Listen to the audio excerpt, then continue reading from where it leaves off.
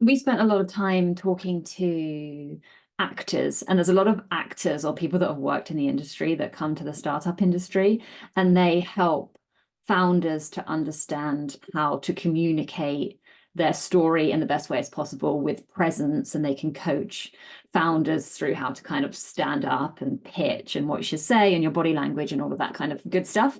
And so we wanted to cover a little bit of how that can be useful for you.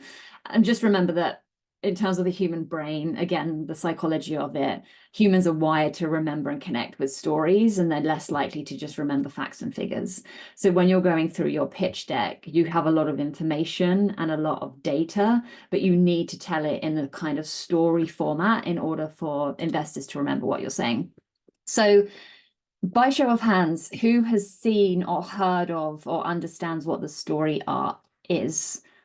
Has anyone ever kind of heard of the story arc before, or know about plots or anything? So there are only 7 plots. You might have heard this. There's only 7 plots in all stories ever. There's only 7 different plots that you've ever seen in a movie or in a book. And if you think about a movie like Lord of the Rings, the reason why that story is so compelling and why everybody talks about it is because they put all 7 plots in the same film. And so what you need to think about when you're telling the story of your business is a plot. And every plot has 3 things in common. So it has context, it has conflict, and it has a conclusion. You've probably all heard there's not a story unless you have the start, the middle, and the end. And it's the same with your pitch deck. You need to understand how it flows into a story. So when we're talking about context, it's the setting that your story is going to take place in, which is like the market conditions that you're operating in, and where your hero, and there's a hero in every story, and your hero is your customer, not yourself or your business, how your hero navigates through the context that they're in, so the market conditions that they're in. And so this is the way that you would tell your story of your business using a normal story arc. So you set the context for who your hero is and what their market conditions is that they're kind of in. Your hero, your customer, will then encounter a problem. The problem is the problem that you're solving. So they want to get to this, and there is no solution out there that they can currently use at the moment. They're looking for other solutions. Some of your competitors might have similar products, but there's nothing that is working directly to solve the problem that they have. In the middle of the story arc, your customer, who is your hero, they find the perfect solution. That's your product. It turns out that that hero isn't alone. There are so many more other heroes of their own story who are all potential customers of yours. And your original hero might be able to help them because they could refer business, or they could give a positive testimony or something like that. And then at the end of the story, your hero is happy. They've had the product, their conflict is resolved, and then they're happy to move on. At this point, you might then have another conflict because the customer is unhappy again, and that links in with a different product line or something else that you're doing. But over the course of your pitch deck, you are essentially telling this story. So the kind of elements that you need to remember are the characters. The characters are your customers and your company, maybe your team, maybe your competitors. The conflict, which is the problem that you're addressing, the setting, which is the conditions that the customer is operating in, and then a resolution, which is how your product solves the problem that they're having. So we're going to see it in action in terms of the slides. So we went through this yesterday, the slides that you need to have in your pitch deck. And here is where you start introducing some of that storytelling element into the slides. So the introduction slide, the whole point is that you're context setting, you're introducing your characters, which is you and your customers, to the investor. As soon as you go into the problem slide, which is normally the first slide that has any amount of detail on, that's the point at which you're introducing the conflict. And that's when you get the investors to feel the pain that the customer is facing. And then the next few slides, you're talking a bit about the market conditions that your business is operating in, that your customer is operating in. So that's kind of the business model or the market opportunity. And then at the end, you go back to how your solution addresses the problem. There's a lot of people that don't provide any resolution. So it's like the story doesn't have an end on their pitch deck. The reason why you're doing all of this is because investors are thinking three things when you're pitching them. They're thinking, why should I care about this? Why should I believe what you're saying? And why should I get involved? Why should I join you? And again, if you split your pitch deck up into different elements, the first part of your pitch answers, why should I care? The reason why the investor cares is because it is a huge problem and they can feel how problematic it is. Why should I believe you? I should believe you because you understand the business model that you're operating in. You understand your go-to-market strategy. You've already got some traction and your solution is aligned with the problem. And then why should I get involved as an investor in this business? Because you're the right team to make this a success, because now is the right time for me to get involved, and because what you're asking for is aligned with what I can provide. So when you're going through your pitch deck, always think about these three things. Why should the investor care? Why should they believe what you're saying? And why should they join you? So we mentioned yesterday about the intro slide and the fact that people weren't using that valuable real estate.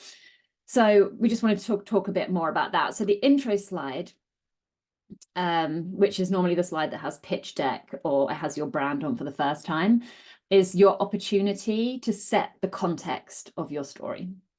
So the number one thing that it should have is impact. And in order for it to have impact, it normally has a hook. So that's something that piques the investor's interest in just a few seconds. A hook ordinarily on a pitch deck is a one-liner, and that one-liner is really simple, the most simple it can possibly be. And that one-liner should be really visionary and really bold. So it's communicating the big vision for the business, gets investors really excited about what you're intending to become. So we're gonna go through some examples so you can understand what this means. So for M26, their big, bold, visionary hook, this is their initial slide deck pitched in 2016, was just the future of banking.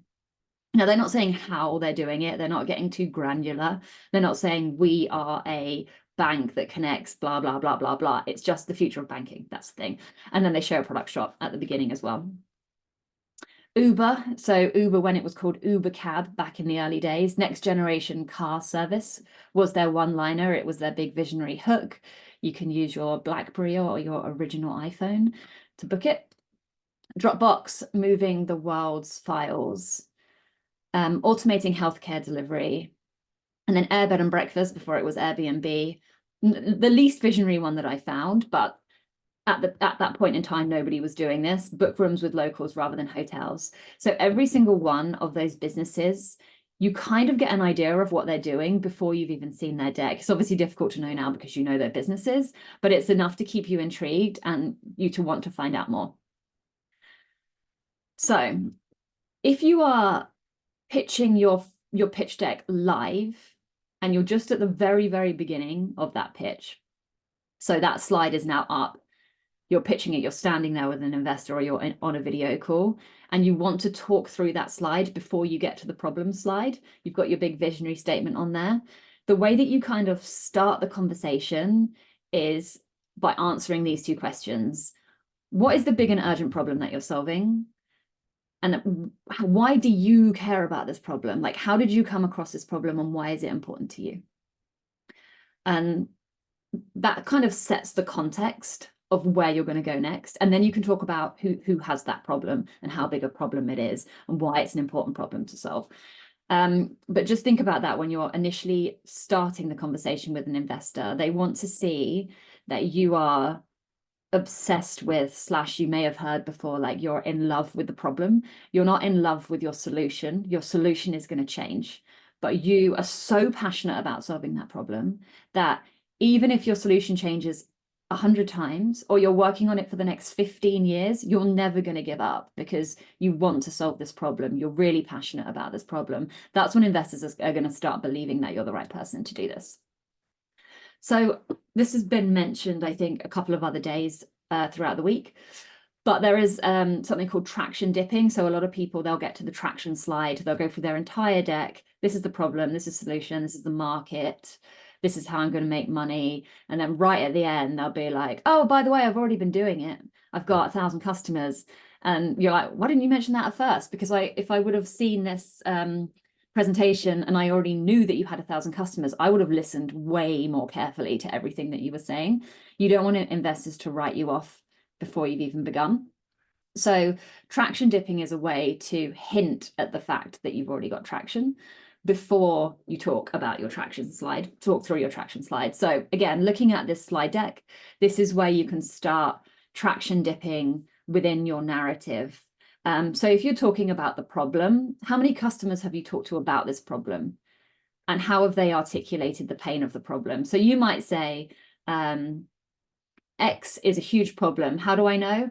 I interviewed 100 people, and this 100 people told me that if they didn't find a solution to this problem, their life would be really impacted in a negative way, kind of thing. That's vague, but that's the kind of thing that you need to say. Or I did a survey and 50 people responded to the survey saying, like, this was a huge problem for them and they would pay for a solution or something like that. And when you're talking through the problem slide, you can just mention that as a sentence, takes 5 seconds, and then you can also go back to it later in your traction slide.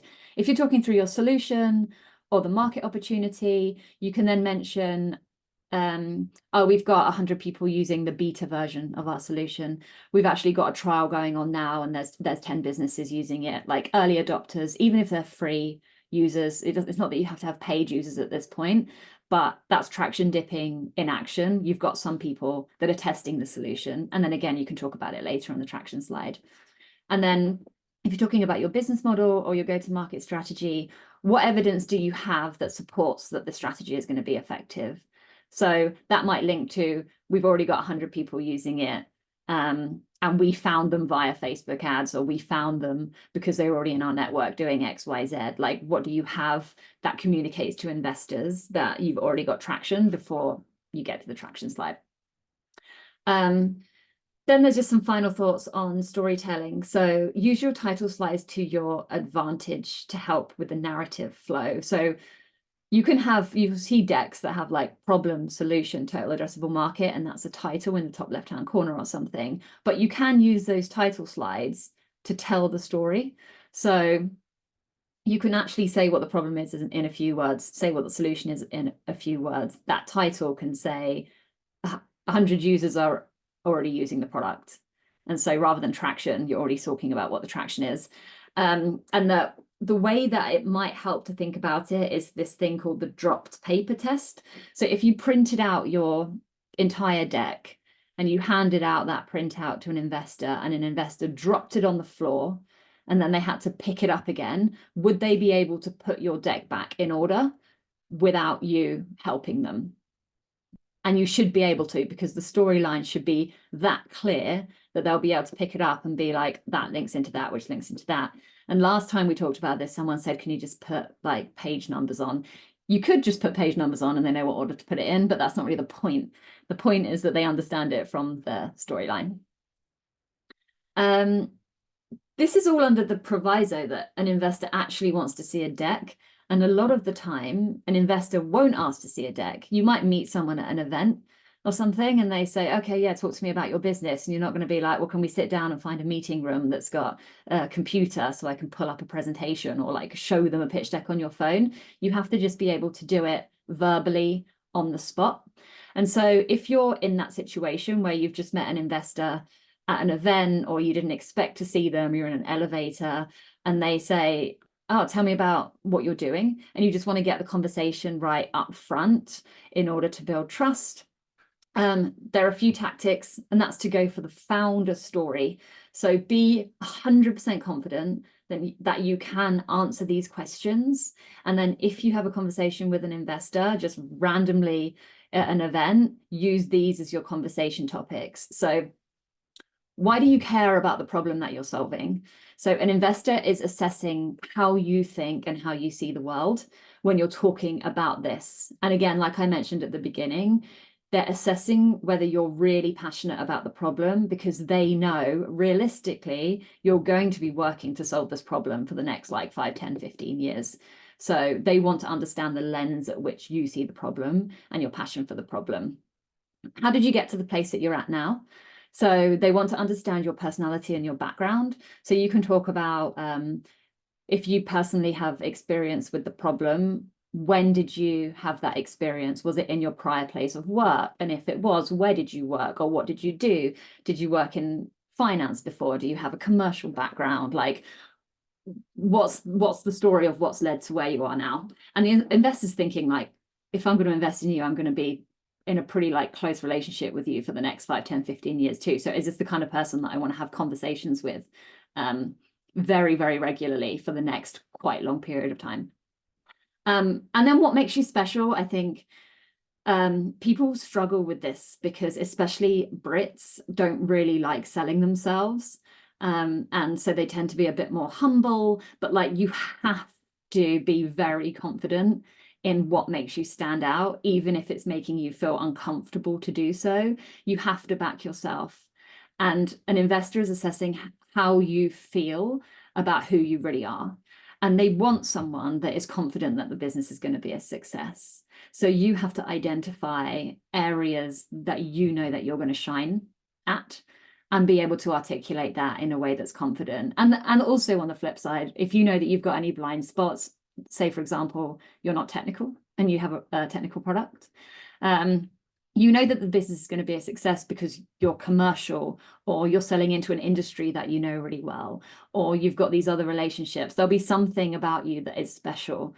But where your blind spots are, you can't build a tech product. How have you then filled those blind spots? Who have you got around you who's going to be useful?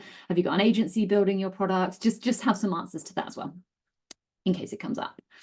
And just remember that people, investors, they won't remember what you say, they'll remember how you made them feel. And so when you're going through a pitch deck or you're having a one-on-one conversation, you've got 30 seconds or 2 minutes, you want them to feel excited, you want them to feel informed, and you want them to continue working with you. So outside of the fact that in your deck or when you're pitching them, you want them to think that this is a big opportunity, the main thing that you want them to feel is excitement, because that's the thing that's going to get them thinking about you for the rest of the day and wanting to reach out to you again tomorrow and want to have that next conversation and